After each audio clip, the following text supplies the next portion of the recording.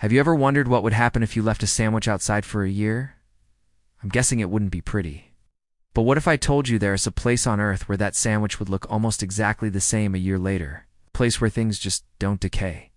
It sounds like science fiction, but this place is very real. It's one of the most extreme, isolated, and bizarre environments on our planet.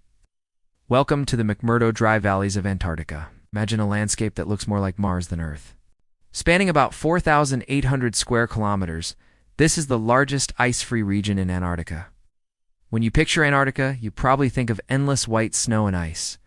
But the dry valleys are different. They're a vast polar desert of barren soil, loose gravel, and giant boulders, flanked by towering mountains. And the weirdest part? There's almost no water. This might seem strange for a continent that holds about 90% of the world's ice.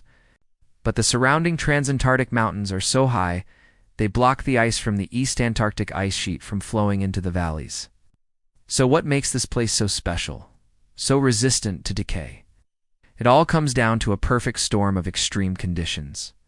First, it's unbelievably cold. The average annual temperature hovers around minus 20 degrees Celsius. In the winter, it can plummet to minus 50. This intense cold is the first major barrier to decomposition. The bacteria and fungi that normally break down organic matter simply can't function in these freezing temperatures. Their metabolic processes grind to a halt. Think of it like a giant, natural freezer that's been running for millions of years.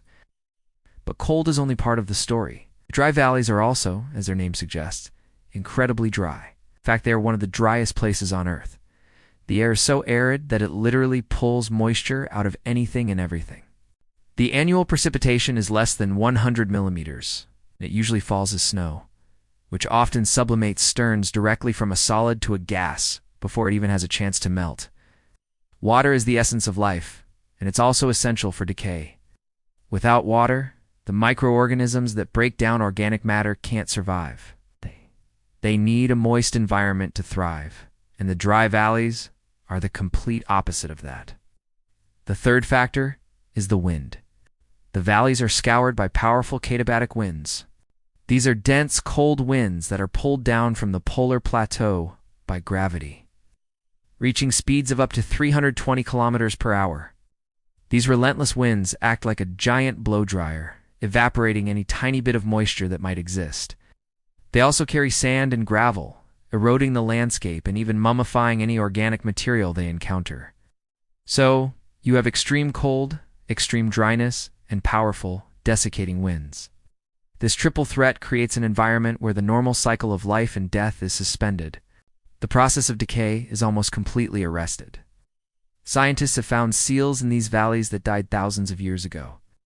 But their bodies are perfectly mummified, not decomposed. They look like they could have died just last week. These ancient seals, sometimes called crabiter seals, wandered into the valleys from the coast, got lost, and eventually succumbed to starvation or the harsh conditions. But instead of rotting away, they were freeze-dried by the environment. Researchers can study these mummified seals to learn about the past climate, their diet, and even the levels of pollutants in the ocean thousands of years ago. It's like having a perfectly preserved biological time capsule. One of the most famous examples is a seal carcass found in 1966. Radiocarbon dating showed it was about 1,200 years old, yet its flesh was still soft enough to be cut with a knife. Another seal found nearby was estimated to be around 2,500 years old. It's mind-boggling. And it's not just seals. The same thing happens to other forms of life. The limited life that does exist here is mostly microbial bacteria, algae, and lichens that have adapted to these brutal conditions.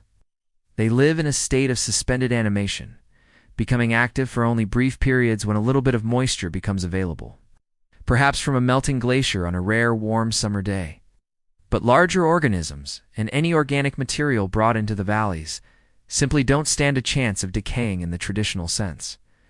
This lack of decay has made the dry valleys an incredibly important place for scientific research. For astrobiologists, it's the closest thing we have to Mars on Earth. The conditions cold, dry, and exposed to high levels of ultraviolet radiation due to the thin atmosphere are remarkably similar to the surface of the red planet. By studying how life clings on in the dry valleys, scientists can get clues about what kind of life might exist, or could have existed, on Mars. They test rovers and life detection instruments here before sending them on billion-dollar missions into space. If an instrument can find the faint signs of microbial life in the Antarctic soil, it might just be able to do the same in the Martian regolith.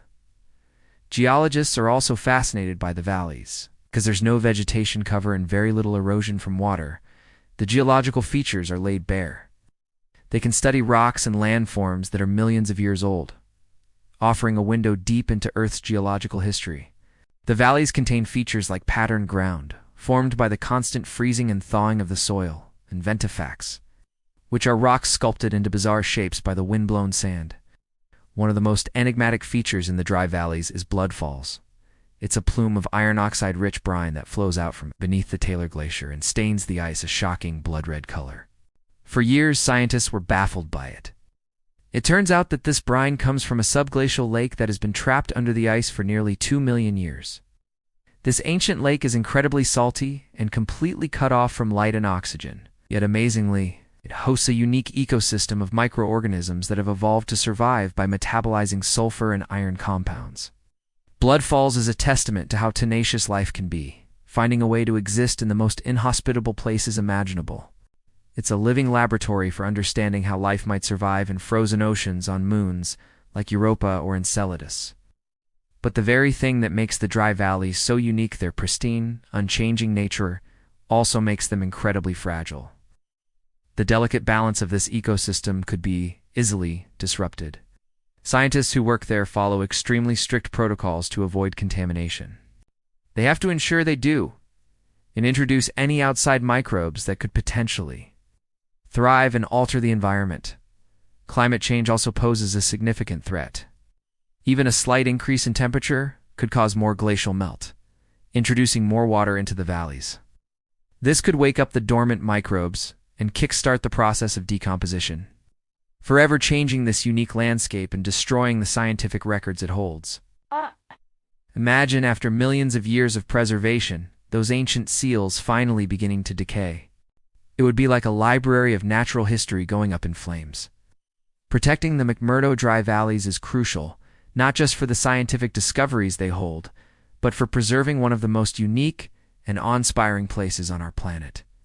So, from mummified seals to alien-like landscapes and a waterfall that bleeds, the McMurdo Dry Valleys are a place where the rules of our world don't seem to apply. It's a natural laboratory frozen in time, offering us profound insights into the limits of life, the history of our planet, and our search for life beyond Earth. It reminds us that even in the most extreme and seemingly lifeless places, there are secrets waiting to be discovered. What do you think is the most fascinating thing about this place? Let me know down in the comments. Thanks for watching, and if you enjoyed this journey to one of Earth's strangest corners, make sure to hit that like button and subscribe for more adventures. See you next time.